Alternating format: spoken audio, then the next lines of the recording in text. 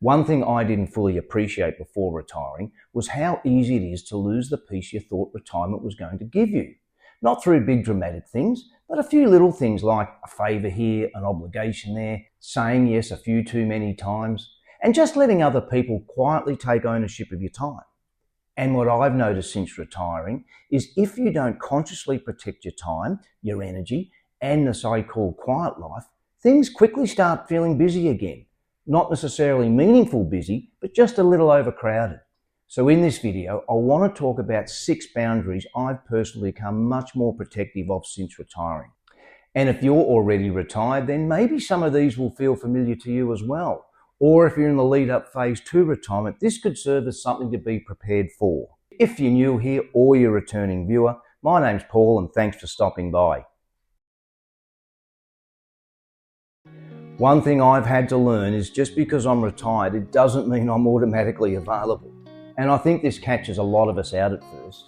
Because you leave work expecting life to slow down, then suddenly your days start filling up again with things like, can you help with this? Can you do that? Can you pop over here?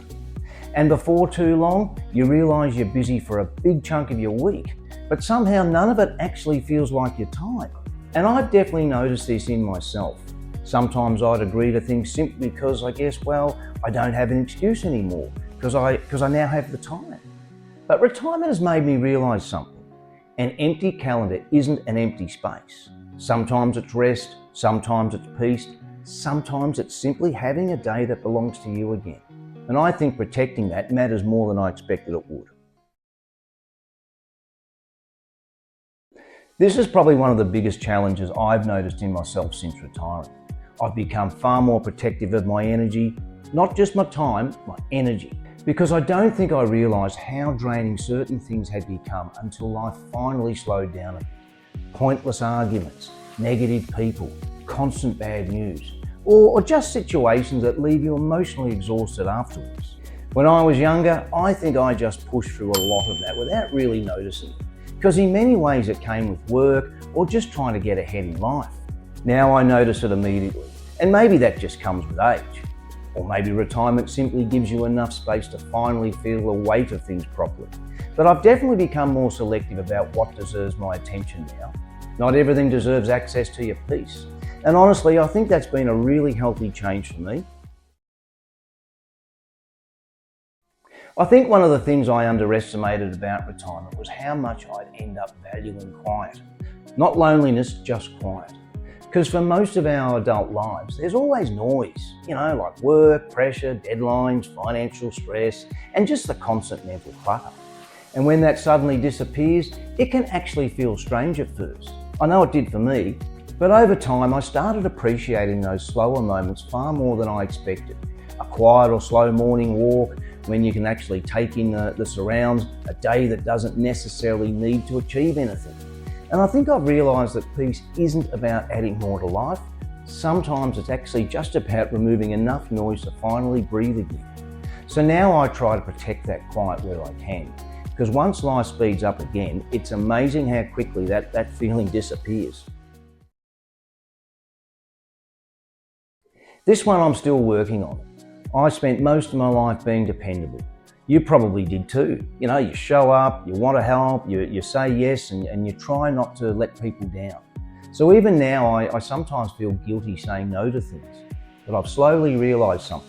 Every time I keep everybody happy, I usually end up giving away peace I've retired for. And I don't think retirement is supposed to feel constantly managing everyone else's expectations. That doesn't mean becoming selfish or uncaring. But I do think it means becoming a little bit more comfortable disappointing people occasionally. Because if you never do, you eventually start disappointing yourself instead.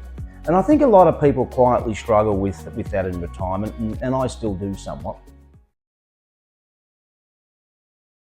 This is another thing I've noticed in myself. Sometimes when I say no to something, I immediately feel the need to explain myself. Almost like I need to justify why I want my own time. And I think that comes from spending decades living by schedules, responsibilities and expectations. But retirement has slowly made me realise that not every decision needs a detailed explanation. Sometimes just saying, no, that doesn't work for me, is actually enough. And honestly, there's something surprisingly freeing about that, because I think part of retirement is learning that your time finally belongs to you. Not every choice needs defending. Not every boundary needs approval. And I'm still learning that myself. So if that's you as well, then, well, you're definitely not alone. I think this is what all of this really comes down to. Most of us spent decades working towards retirement, saving for it, planning for it, waiting for life to finally slow down a bit. And then one day you wake up and you're here, which is why I've started feeling much more protective of this stage of life. Not in a fearful way, just intentionally. Because I don't want retirement to become another chapter where life is completely dictated by pressure, obligation, and everyone else's priorities. I want there to be space left for calm, for freedom, for spontaneity, for doing absolutely nothing sometimes without feeling guilty about it. And maybe that's one of the biggest lessons retirement has taught me so far. Protecting your peace isn't selfish. Sometimes it's simply appreciating the life you worked very hard to finally have. So what's your take on all of this, guys? If you're retired, is this something you're experiencing? Or if you're still in the planning phase leading up to retirement, is it something you've considered? Share your thoughts by leaving a comment below, as I'll be really keen to hear what you think. And as always, as I say, guys, I really appreciate you watching. Don't forget to like and subscribe, and I'll see you in the next one. Bye for now.